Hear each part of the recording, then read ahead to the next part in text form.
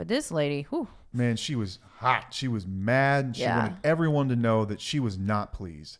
She was wearing out this poor flight attendant about how terrible the service was and how long they had to sit there. I almost snuck a Tufo sticker in her bag. You should have. What the hell's this?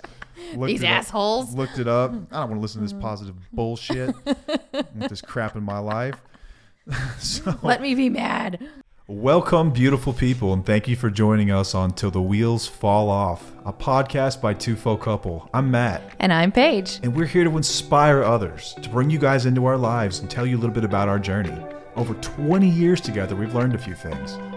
We're going to work toward being the best version of yourself possible. We're going to dig into building a positive mindset, discuss mental health, addiction recovery, improving fitness, building businesses, and insight into what it takes to navigate life today.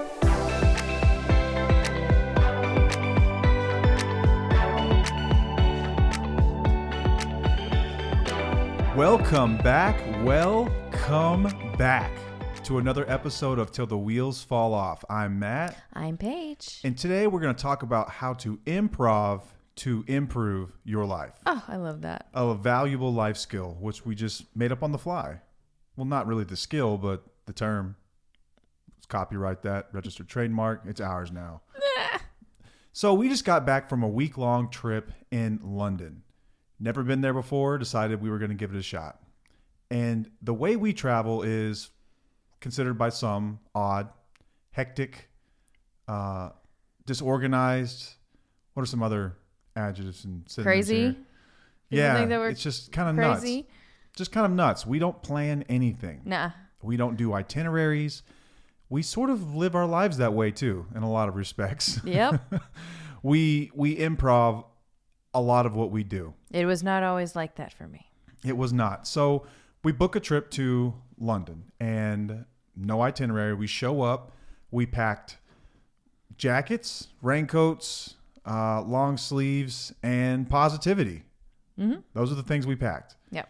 We had delays going in. We get there. We won't spend too much time on walking you through the trip. If you follow us on social media, on our Instagram account, at Tufo_couple, you would have seen basically the entire trip, all the highlights, the fun stuff we did. Just briefly, what are some cool things that we did, Paige? What's worth sharing with the listener? We saw everything. Saw everything. It's a little late, y'all. We did a food tour. We did a taxi tour to where they took us around and showed us all the cool stuff like Buckingham Palace, Big Ben, Westminster Abbey. Oh, Tower of London. We did that dope. separate. It was so awesome. It's like this super cool castle looking thing. It's Oh, like we you're went to going through medieval times. I wasn't Uh, done talking about how cool that was. Keep going. No, keep going. Your turn. I was going to say the Winston Churchill War Rooms. Yeah, that was my next one. That was cool too. The kids loved that, which was very interesting. What was your favorite part about the Tower of London? Oh man, just like the architecture. Say it. Story of my freaking life. Productable. That was the remix. Yeah, the architecture is amazing. I like the crown jewels. That was crazy to see those crowns with all the diamonds and stuff. Oh yeah, that was super badass. Absolutely nuts. Couldn't take pictures in there though. That was a bummer. The torture room was sick. Oh yeah, MJ was like, "Look at this. That's crazy." They used to pull people apart, and then they had this other thing that basically put you in like the fetal position, and then they just squish they you. Squish you. They just killed you that way. That's nasty. For like stealing a loaf of bread or and something. people Who like knows to what? watch that shit too, and that's where I'm like, what is with people back in the day? They were kind of sadistic, weren't they? Yeah, they were. So anyway, we saw everything that all the tourists see. The family almost got hit by a car. London's crazy. It's like New York City of the UK. It's packed. It's crazy. And so one day we decided to do what any reasonable person would do, was drive in it. So we are from the United States, if you could not tell. But it's always been a bucket list item to get a car and drive on the wrong side of the road. Not for me. This would be Matt's bucket list item. It was absolutely wild. They say that if you want to test your marriage and communication skills, a great way to do that is to get a kayak, a tandem kayak. Yeah. We love kayaking. We It's do fun. great on that. We really do. Like within a few moments, like we're navigating perfectly. We're steering the correct way. We're paddling with each other. And it's like, hey, let's go over here. And we both know how to turn to get there. And we communicate really well. How did driving in in London go, though? It was almost ending in divorce. It wasn't that bad, but it was hectic as hell. It's a strange feeling being on the wrong side of the car, like looking toward the driver's side and seeing her over there. And some funny stuff would happen. Like Paige is an oh shit handle fan. Like that is her main jam in the car. It's impulse. I mean, like here we're just driving around. Like she slams her foot into the floorboard and then simultaneously reaches up with her left hand or with her right hand. No, it's my right hand. Yeah, your right hand to grab the oh shit handle. But Yeah. over there, she was doing the same thing and using her right hand, but there's no oh shit handle. She's grabbing toward the middle of the car. So I was grabbing air. It was hilarious. It's weird though. Like to check your rearview mirror, I kept looking off and up and to the right instead of the left. Turning right into traffic is insane. Roundabouts with like 4 or 5 lanes are absolutely insane. And it's not like the United States, or maybe just in Texas where we live, there's a service road. If your kids are hungry, like ours were, like, hey, pull over, we're hungry. Well, do you see shit to pull over Where do I pull over, guys? I don't even know where I'm going. I don't know what's going on. Are we even on the right side of the road? We pulled into a truck stop, which they don't call them trucks. They call them lorries. They've got cute words for everything over there. A lorry stop. A lot of shit makes sense, but Lori didn't make sense to me. It was so much fun, though. Every day consisted of let's wake up and figure out something to do, with the exception of a couple of things. Like the page mentioned some of the general things we wanted to see. But we would wake up, do something, and then that night, like laying in bed, we would have this conversation. So what are we going to do tomorrow? And we'd get online, Google food tour, Google like private taxi tour or things to see. And we would just head off and find them. It was nuts. We got in the car to go to Diddley Squat Farm, which was, if you're not a fan of Clarkson's Farm on Amazon Prime, that became like our show. We are neither car enthusiasts. Well, I guess I am, but we're not farmers for sure. Nah. But that became like a fun show that we watched. It's hilarious. Y'all should check it out. The point of the episode, though, the point of this and how we think this is helpful to the listener, to anyone that comes across this episode, is that there is something to be said about improvising through life. It's not, for the black and white thinkers, it's not to say that you never plan. Some things you have to plan. Yeah. But when we travel, we love the adventure. We love the improv because that's where some of our most memorable experiences come from. Set your expectations low. Yeah, that's another piece of this thing. It's your expectations dictate your happiness. And I'm pretty sure that we've covered that before in an episode, haven't we? Yeah. I'm sure we have. If we haven't, though, it makes sense. Your expectations dictate your happiness. If you go into a trip and you've got a million things planned and something goes wrong or right, whichever way you want to look at it.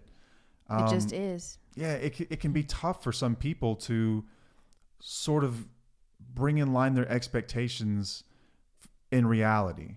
And when my level of acceptance is equal to my expectations, I'm happy. When my level of acceptance is higher than my expectations, I'm serene. When my expectations exceed my acceptance, things go wrong. And I lived my life this way for, God, years and years and years. And I was always at odds with everything. And I think you could say the same thing, right? Yeah. That just in general, if things didn't go your way, like, you know, running into traffic or having a rough morning and waking up late, it's like it would just derail you. And it would derail me, and our days are ruined. And then from there on, it's just like a cascade of negative events and toxic emotions and just like this negativity that just breeds from it, and it'll ruin you. Yeah. We had the opportunity to do that throughout this trip more times than I can count. Oh, yeah. And we should mention that our kids were with us. Our kids are 8 and 10 years old. So they're old enough to like not throw fits in the aisle at the grocery store, but they're still at the age where they can be pretty difficult sometimes. Yeah. They're still young and they're still figuring out how life works and like they're processing things. And we'll just get into it. So on the way out, we were delayed just a bit. Not long at all. Not a big deal. But we landed with 4 50-pound bags, like the huge bags you pack, because we had a bunch of stuff with us, and nowhere to take them. Shoes. Mostly shoes, you're right. I packed 6 pairs. You packed like what, 4 or 5? I wore every bit of them except for the heels. Anyway. I didn't wear all mine. There's too much suede and it was too rainy and gross. Oh, yeah. He wouldn't wear his fancy shoes out. And I was like, I don't care. Quote unquote fancy. They're sneakers, y'all. Like, I'm not wearing like some Ferragamos or anything like that. Sneakerheads will understand. Yeah, you guys get it. But anyway, we landed, no place to take our bags. We couldn't check into the Airbnb until 4 p.m. It is 7 a.m. when we land. So we Google where to drop bags in London. As it turns out, you can just basically hit up most hotels and pay like $5 and they'll just watch your bag. They'll lock it up and keep it secure and just watch your stuff. Yeah, it's so cool. It was really cool. So we just landed and just went exploring, just started walking around. We were exhausted. Yeah, we were like on very little sleep coming back in backwards in time, or is that forwards in time? We went forward. We were screwed up 6 hours. Yeah. But basically. the kids handled it like a champ, and I love that. I think the reason they did, though, yeah, and this isn't just to say that they are good kids, but kids will echo your energy. Absolutely. And if they saw us frustrated, if they saw us being negative and arguing back and forth about all this uncertainty, then they would have done the same thing. Yep. But we kept a positive attitude. Like we said, we packed our positivity. Mm-hmm. There is no way to happiness. Happiness is the way. We've discussed this in prior episodes, and we brought the happiness with us. So this is a tale of two families. This episode's really a tale of two families. On the way home, Murphy's Law applied. What can go wrong will go wrong. And it went wrong. Yes. So we left London just fine, no problems. We had a connecting flight, though, into Atlanta on our way back to Dallas. We get into Atlanta, and immediately we start getting alerts that our flight's being delayed. It was already a red-eye flight. I think initially it was like a 9 p.m. flight. Mm-hmm. Then it turned into like a 10:30 flight. Then it was like an 11 p.m. flight. And then finally, about 12 a.m., they tell us, hey, go ahead and get on the plane. Your pilot has arrived from like D.C. or something. He flew in. No, that was the next flight. Well, I've lost track of them all. I know. I can't even remember anymore. Either way, pilot was going to arrive and get us on this plane. So we get on the plane. It's like midnight, a little after 12. They board everybody. And I've got an aisle seat, and I can kind of see into the cockpit, and there's no pilots in there. Yeah. There were no pilots. And then soon after, a flight attendant pops on the speaker and says, hey, everyone, pilot that we had planned for this flight ran out of hours. We're going to have to deboard you, and you are going to get on the next plane at 8 a.m. in the morning. Yep. So by the time we all get off the plane and whatnot, it's about 1 in the morning. And we're just like, we've already been up for about 24 hours at this point, close to it. And we are just flat exhausted. Everyone's groaning and like, just pissed off. And you can hear everyone just, chirping. It's not a fun thing to do. I might have said one bad word under my breath, not going to lie. I remember looking at you, and you looked at me, and we smiled and laughed and shrugged our shoulders and went, what are you going to do, right? Yeah. And our kids the same way. Like, they're exhausted. They're tired. They're little, not used to this kind of stuff, not used to a whole lot of adversity in their lives. But we gave them the right energy to deal with this. Yes. So we get off the plane, we deboard, we get into a terminal. They're offering us like hotels and meal vouchers and things like that. But pointless. We did the math, and we would have slept roughly 2 hours by the time we got an Uber, got to the hotel, if one was available, which turns out they actually weren't, come to find out the next morning, and then get up back into security the next morning. We're like, this is just pointless. Yeah. We're just going to sleep in the terminal. Yep. We will figure this out. We had our jackets, our neck pillows, and our backpacks. Yeah. And we made do. So we walked around until we found what looked like a nice cozy spot on the floor. All the good chairs that didn't have the little arm rails were gone. They were already taken by people, and I was kind of bummed about that. But I still made it work with the chair arms or whatever, or the floor. Paige and I walked around the terminal, and you know how a dog does. It'll just spin in circles about 12 times and then until it finds a good spot to lay down on the floor. Mm-hmm. That's what we did. We walked around. This spot looks good. We turned about 12 circles in a little spot, and then we hit the ground. Yes. And we just laid down and made the best of it. Our son fell asleep immediately. He had the best sleep. Kids can sleep anywhere. There was nothing wrong with him. He was just like, I'm fine with this. I'm just going to lay down and go to sleep. This is cool. This is cool. This is whatever. For me, whatever. And our daughter was about the same. She didn't sleep much, but had a really good attitude about it because we did. Yep. Because we're laughing, We're smiling. We're making the best of this. Saying this is what it is. Yeah, making jokes about it, because at the end of the day, what good does it do to get upset? Who's being affected? Is it fixing the situation? Hell no. So then what is it doing? It's making us miserable. Yeah. It's making things worse. Waste of energy. It's showing our children this is how you act when you're met with adversity. Yeah.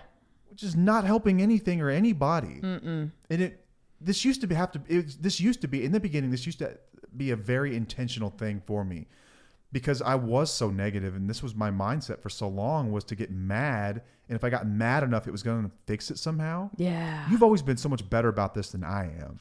And I learned a lot from you. I learned a lot through recovery and, exploring myself and the way my brain works. But now it's almost automatic that I just go positive. Yeah.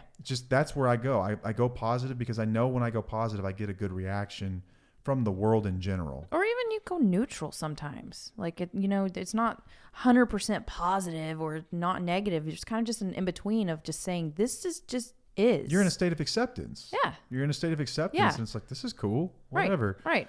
So Paige and I did not sleep like the 8-year-old. We roughly, I'd say we might have managed an hour of sleep total. Yeah. And because there were people vacuuming, and the weird ass jazz music was so freaking loud, and the lights were bright, and the windows, it was freezing in there, and we didn't have blankets, so we were just like curled up with our jackets, and it's like, yeah, okay. A little rough, yeah. And you're sleeping on a concrete floor. Yeah. It's just, man, but what are you going to do, right? So you wake up and... I knew that it was temporary. That's my biggest thing when it comes to things like that, is that I know that it's temporary. I'm not going to be like this forever. So why be upset about it? That's a great way to look at not just this situation, but life in general. Yeah. Pain is temporary, but so is pleasure. Yeah, exactly. It's all temporary. That's where the balance comes in. It's temporary. Mm-hmm. So when you're really excited, don't get too excited and don't try to make that permanent, because it's not. Yeah. And whenever you're upset, don't try to make that permanent, because it's not. Mm-hmm. Things will pass. Things come and go. Life comes in ebbs and flows and in waves. What goes up must come down. So as we're sitting there, we're like, this is just a minor inconvenience. We'll get home when we get home. Everything's going to be fine. Everything will be fine. So the tale of two families is there was another family that was just like ours, just a little bit older. The husband and the wife were about 5 to 7 years older than us. The kids were about 5 to 7 years older than ours. And they were on the plane the next morning. So the next morning, which the flight got delayed again, as we're just laughing about it at this point. So what else can you do? We get on the plane, and they're a row in front of us. And the woman especially, she was just chirping, just pissed. Like every comment that came out of her mouth, and you could see it in her words. It was like she was spewing venom, just so pissed. Right. We've been here for 12 hours, Bob. We've been there I know that she just wanted to be heard, and I get that. Like, some people want to complain to just be heard, but that doesn't mean that you have to act that way. Does that make sense? Yeah, no, it makes total sense. It's like a way of venting, getting it off your chest, and just... Yeah. I need But there's a better way to handle that. Yeah, for damn sure there is. She wasn't doing any good to anyone or... No, because the employees, they got called in too. They got called in at 2 a.m. to go to work at 7 a.m. How do you think they felt? And so they felt pretty bad too, but they were, they had smiling faces and were just like, okay, we're here to do what we got to do. But this lady, whew. Man, she was hot. She was mad. She wanted everyone to know that she was not pleased.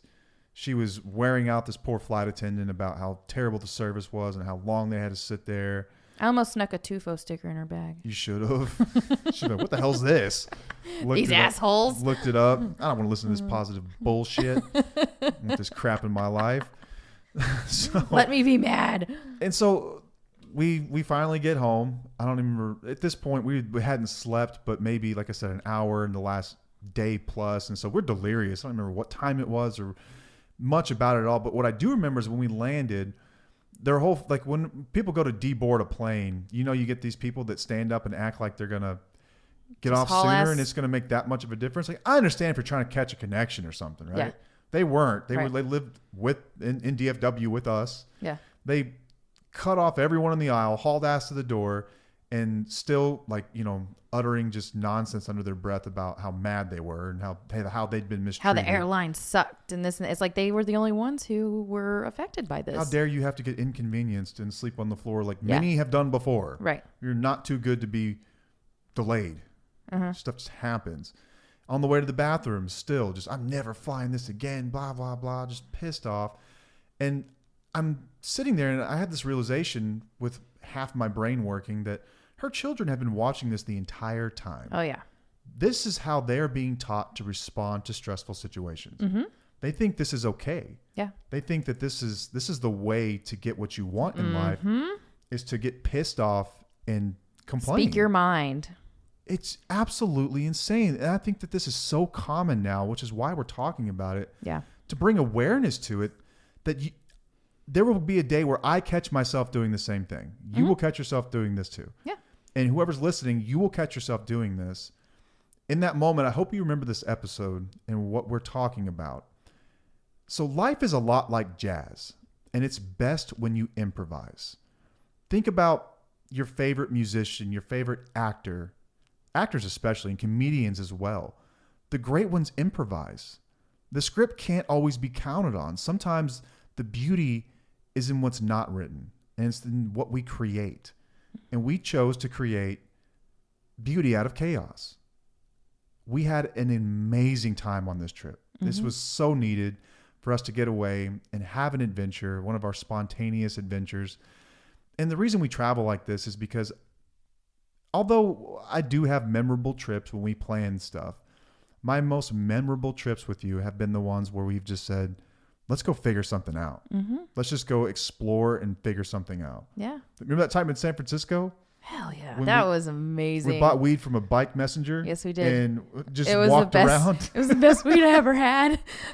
Just walked around aimlessly around San Francisco.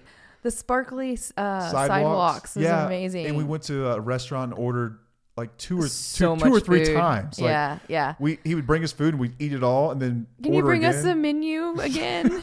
We're going to be here a few hours. But just random adventures like that. It's but here's memorable. the thing though. I used to not be like this. I used to be so scheduled and regimented, and things would stress me out if I didn't have control. I think that the whole thing about itineraries and having everything planned out is that you want control over this situation. And most of the time I would get disappointed because it wouldn't work out the way that I thought it should work out. So when we do it this way, every vacation gets better and better, and I have the least amount of anxiety that I've ever had. It's just crazy how it works that way. And so we're planning our next adventure now, which we will document as well. Oh, I cannot wait. It's going to be epic. We're going back to San Francisco, minus the weed for me, for sure. Oh, yeah, I'm not going to do that. Maybe we'll find you some. No, pass. No, I can't handle that shit anymore. We're going to check out the city for a few days, and then we're going to fly north into Oregon. We're going to rent like a little van RV thing. Yes. And we're just going to go tour the state. Yep. We've got 4 or 5 landmarks we want to get in the area of, but we're not married to seeing them. Exactly. And we're just going to go see what we can find. If we see a detour that looks fun, we're hitting it. Yeah. And we're going to go explore while the kids are at camp away this summer for 2 weeks. And I can't freaking wait. It's going to be incredible. Yeah. So, sorry about that. I don't know what that was. Some random electronic noises out here. Yeah, well, it's life. One thing I want to finish with, something I think we should mention when it comes to English food. Oh, it's freaking bomb. It's a lot better than people claim. Yeah, the fish and chips, the sausage rolls. Oh my gosh, they were so good. Which doesn't sound like much, but it's really good the way they do it. Oh my gosh, the meat pie that we got from Diddley Squat was like pig pie or something. I don't remember what it said. It was pork something. It was pork pie. It was, oh my God, so good. Like a pastry with pork and a bunch of, I don't know what that goo was in there. I don't know. It was like goo from the pork. So tasty though. Like British food gets a lot of hate. Man, we ate like kings. Yeah, we came back super fluffy. Oh yeah. So if you probably seen our IG and know that we're in pretty good shape. We are fluffy. We came home. We're in cut mode. We came home and was like, damn, man. Damn. But you know what? It was worth it because we know how to get back on track. And that's what's great about it. I have a nice little 2-pack going right now. Uh-huh. Same. Mine has a little bit of fluff on top of the 2-pack. So you got that going. Oh, man. We're good, though. It's good. That's a whole totally different episode about that. We'll post before and after pictures after about 3 weeks back in. Yeah. And you'll see. But I have to mention full English breakfast. Full English breakfast, if you're not aware, is beans Hell They yes. eat beans for breakfast. Beans are delicious. And it's basically just like baked beans. It's not like it's a special I think it's like bean pork recipe. and beans. But it's a little more bland than pork and beans. We use like brown sugar Either and way, bacon. it comes in a can, and it's honestly not. Comes out of a tin, they say. Which makes more sense than can. Comes out of a tin. A tin, because it's tin. Is it still made out of tin? I think it's aluminum now. I'm not sure. It's a can. It's I the don't- shape we're talking. Either way, it's beans, toast, eggs. There was tomatoes, right? Like just random tomatoes. Yeah. And then there was black pudding. Okay, I got timeout. English people, why is everything pudding? You're going to hand me a deflated dinner roll. You're going to hand me cake and then hand me They don't call the cakes pudding. bloody sausage. And this is all pudding? No, they said sticky toffee pudding. That was sticky toffee pudding? Pudding. Everything's pudding well, to these people. the tour guy, who was amazing, told us what it meant, but I don't remember what he said. It had something to do with the juices that you cook with it. And like he had this whole spiel on it. I constitutionally reject his explanation. It was poor. I'm not for it. No, you cannot tell me this is all pudding. You're dumb. Pudding comes in two flavors, chocolate and vanilla, sometimes tapioca. What about rice pudding and banana pudding? Banana's fire. Okay. I'll Okay, give you we're getting banana. off topic with puddings. Ooh, HP sauce. HP sauce. No, it's not how you say it. HP sauce. Yeah. HP sauce, which is, Bomb, y'all. Oh my gosh. It's like ketchup, but better. it's sort of like, have you ever had the original like Heinz 57 sauce? It's sort of like A1 sauce, sort of like ketchup, but more like vinegary. Yeah, and it's not as like tart-y. Man, they put it on. It stands for House of Parliament sauce, HP, and it's amazing. We ordered a bottle. we took packets out of restaurants and stuck them in our bags, and we would just put it on random foods as we went around London. Yeah. It was great. It was so much fun. It was an incredible trip. It rained a lot. It snowed a lot. We walked in the rain. We danced in the rain. The kids were even. That's another thing that was like kind of an adversity type thing, is the kids walking around in the rain and the cold. I mean, it was like 40 degrees. One day it didn't. I think it was right at freezing. The It entire was day. so cold, and we just like dealt with it because we were in a cool place, and we were like, this is only temporary, and we'll deal with it. We saw everything we wanted to see and more. Stuff I didn't even know existed that we just found along the journey. And it was so much fun. And there's something to be said about improving to improve, and that your expectations will dictate your happiness. And that, like jazz, life is best when you improv. Mm-hmm. It was so much fun. We hope that you've gotten something from this episode. If anything, just, when life presents you a river, life is a river. It's flowing water. You've got two choices. You can float down it calmly, take things as they come, or you can turn around and try to swim upstream and exhaust yourself, getting nowhere. Boom. Literally. Be like water. Be like water. Choose growth. Flow. Okay, so you can check us out on social media, on Instagram at @2fo_couple. That's TWFO_couple. We are on Facebook at 2fo_couple. We are on TikTok at 2fo_couple. We've got a website at www.twofocouple.com and a YouTube channel, which I think we're slightly behind on, aren't we? Yes, we are behind on that. We'll get back on that. Yeah. The link for that is in our show description. I believe it's 2fo_couple as well, but I could be wrong. That might have been taken or something.